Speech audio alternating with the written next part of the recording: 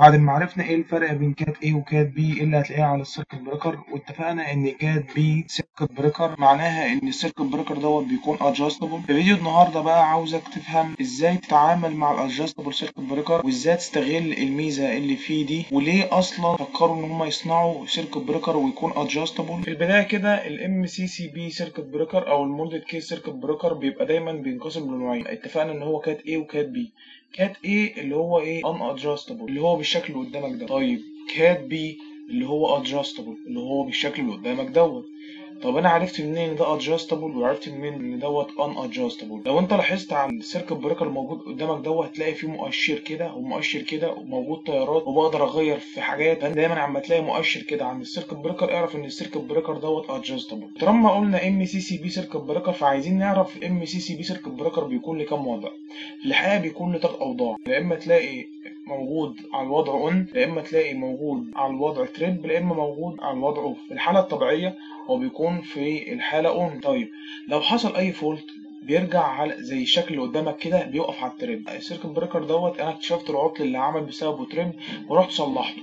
المفروض انا بعمل ايه تاني؟ لو انت جيت حولت الزراعة دوت على الاون على مش هتلاقي السيركت بريكر بدأ يتغير معاك، مش تقدر تخليه من تريب لاون مباشرة. قال لك السيكونس بتاعته لازم بعد وضع التريب دي تروح منزله على الاوف، وبعد كده من الاوف على الاون على طول هيبدأ يشتغل معاك. يعني ايه ادجستبل سيركت بريكر؟ لو انت لاحظت زي ما انا قلت لك كده، اول لما بتشوف المؤشرين دول كده او عدد من المؤشرات موجوده تحت عند السيركت بريكر كده اعرف ان دوت ادجستبل سيركت بريكر. طيب ايه هو الاي ار دوت؟ لو انت بصيت على الرسمه دي هتلاقي اي ار ديت هي اقل قيمه للتيار يقدر يفصل عنده السيركت بريكر، اللي هو زي ما انا قلت لك المره اللي فاتت هو كان اي اوفرلود. وايه هو الاي ام دي؟ قيمه التيار اللي عنده السيركت بريكر هيقدر يفصل لي في اقل وقت ممكن على الكيرف. قيمه الاي ار ديت بقدر اتحكم فيها ازاي؟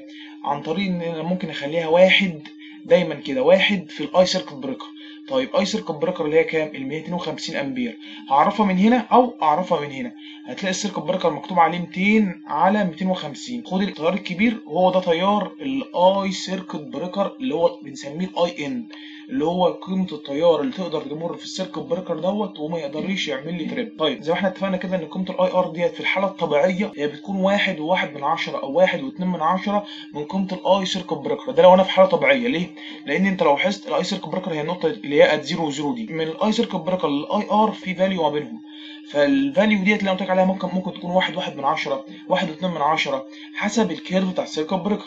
انما هنا بقى في الحاله دي لا، ده انت ممكن تخلي الاي ار دي لو انت وقفت المؤشر ده على واحد معناها ان في الحاله دي ان اي ار هيساوي الاي ان، الاي ار اللي هو الاي اوفرلود والاي ان اللي هو اي سيركت بريكر. يعني في الحاله ديت ان انا اقول لك عند ال 250 امبير بالظبط هلاقي السيركت بريكر بدا يعمل تريب. بس خد بالك بقى الوقت هنا هيبقى كبير شويه.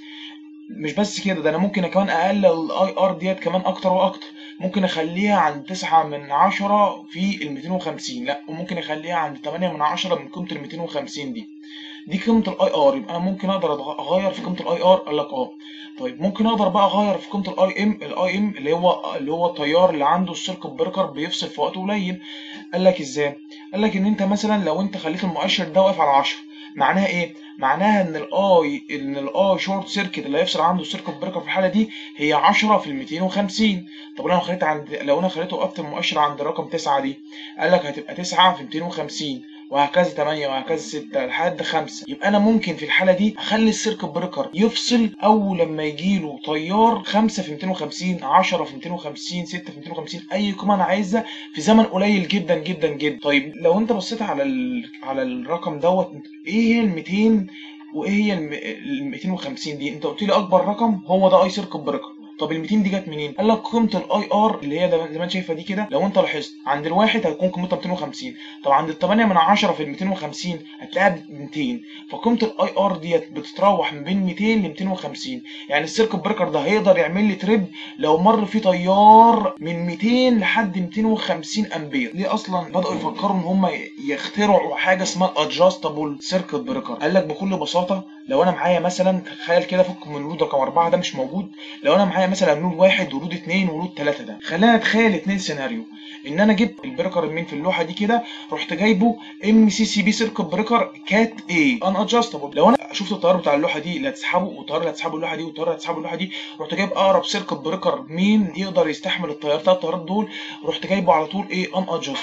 في الحاله دي لو في يوم من الايام لقيت احمال زياده، انا دايما بعمل ايه بير وسبيس في اللوحه عشان خاطر حاجه زي كده، فانا لقيت في اليوم من الايام حمل زياده عايز اركبه على اللوحه دي، لو انا جيت هروح جايب السيركت بريكر بتاع الحمل دوت ومركبه بس هاجي اركبه لو الحمل ده بيسحب تيار كبير جدا. بس افرض رحت انا موصل لوحه رقم 4 مع لوحه رقم 3 مع لوحه رقم 2 و1 في نفس الوقت، وانا كده حملت السيركت بريكر دوت. انا كنت الاول جايب الصاص بتاعه بلان على ان اللوحه 1 واللوحه 2 واللوحه 3 هم اللي هيكونوا متوصلين، فجي فجاه رحت مزود كمان لوحه 4 دي، كده هتلاقي المين سيركت بريكر ده بدا يعمل لي تريب. في الكيس ديت هروح شايل السيركت بريكر اصلا وجايب سيركت بريكر غيره يناسب الاحمال دي. طب ليه بقى اصلا من الاول اعمل حركه زي كده؟ طب ما انا اجيب سيركت بريكر يا باشا زي الفول ادجستبل واعمل اجي سايزه، بحيث ان انا مثلا اروح لو انت لاحظت في الصوره اللي فاتت، اروح مثلا اللود 1 واللود 2 واللود 3 دول اروح جايب السيركت بريكر MCCB ادجستبل، واروح مثلا ظابط الاي ار على يكون قيمته مثلا 9 من 10 قيمه الاي سيركت بريكر ويكون مناسب للثلاث احمال دول.